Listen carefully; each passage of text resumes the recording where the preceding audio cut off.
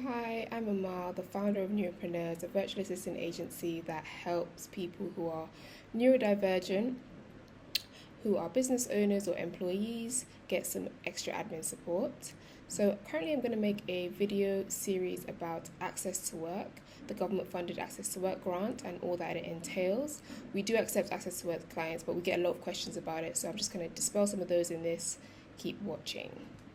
So, the most basic question is what is access to work? And access to work is a UK government initiative that helps individuals with health conditions or disabilities start and stay in work at the core of it. So, next, who can actually get access to this grant? So, there are some eligibility criteria, and I would recommend looking on the gov.uk website, but at the basic level is you have to be 16 and over, you have to live in the UK, Scotland or Wales. You can't live in Northern Ireland, there's a completely different scheme for that, and you have to either be employed, self-employed, or about to start work, or about to start work experience or work trials. So how do you apply? The easiest and quickest way to apply is online. We will actually leave a link to that, and we also support with applications here at Neuropreneurs. You apply online, or alternatively, if a paper application is easier for you, you can do a paper application and send it in by post. But I would recommend applying online. It takes a few minutes, and then they'll get back to you. So, what kind of support can you actually get? There's a range of different kinds of support that you can get depending on your needs, and you will actually be assessed once your application is processed. But you can get access to mental health support, support equipment, support workers, you can get access to support for transport, but it all depends on your individual needs, and you will speak to an assessor who can help you understand what might actually benefit you. So, will this be a cash payment? The answer to that is no.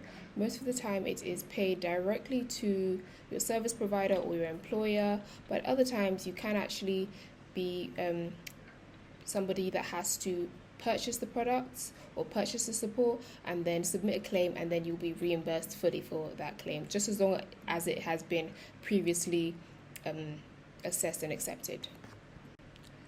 How much can you actually get in terms of support? So currently at this juncture, you can get up to £66,000 worth of support. So there's quite a lot of support available depending on your individual needs. How long is the application process? So the initial application process, which is the online form, takes no longer than 10 to 30 minutes depending on your abilities and your skills and your own capacity. We could help with that as well if it's something that you might find difficult. But the process altogether from applying to getting the support can take up to 24 weeks currently. There's a massive backlog, so we suggest applying as soon as possible. Just get the online application gone, at least that 24 weeks will start counting down. Do I need an official diagnosis to get the support? No, you do not need an official diagnosis to get the support. It may help you, but you don't need an official diagnosis. You just need to provide some evidence of how your condition might affect you at work. Can I apply if I'm unemployed? Technically, yes, you can apply if you're unemployed and about to start work, or you can apply if you're unemployed and about to start work experience. If it's not those two circumstances, currently you won't be able to be applicable because it's a grant to help people start or maintain employment. So, can you get mental health support from Access to Work? And fantastically, yes, Access to Work do actually offer mental health support and counselling for people that are eligible. So if you apply, it does come with a whole host of fantastic things that you can get access to. Is the Access to Work grant and PIP the same thing? And Access to Work and PIP are not the same thing.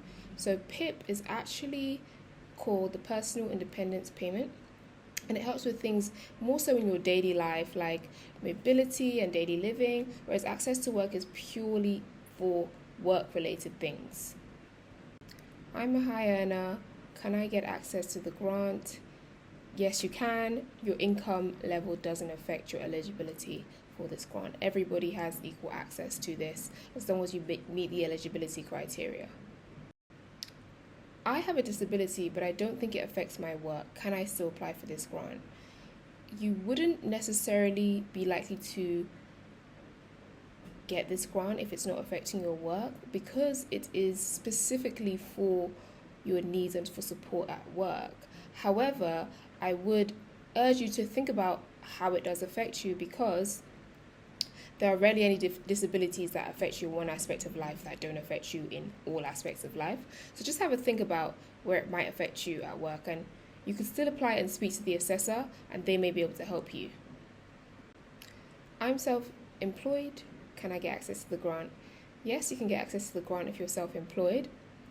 However, at the time of getting assessed or meeting your assessor, they may ask you for some proof of being self-employed and ask you for your earnings for the previous tax year, just to make sure that you're self-employed and that basically they have to prove that you're self-employed and not unemployed. Does my workplace have to know? While your workplace may not need to know intricate details, they will be contacted to prove that you work there and just to make sure that they contribute.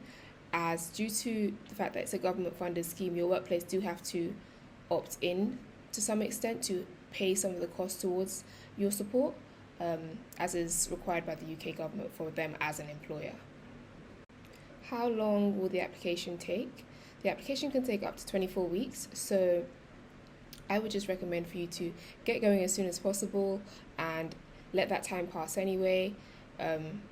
Either way, regardless of however long it takes, your application is going, that time will pass anyway, so just do it as soon as possible and get the results as soon as possible.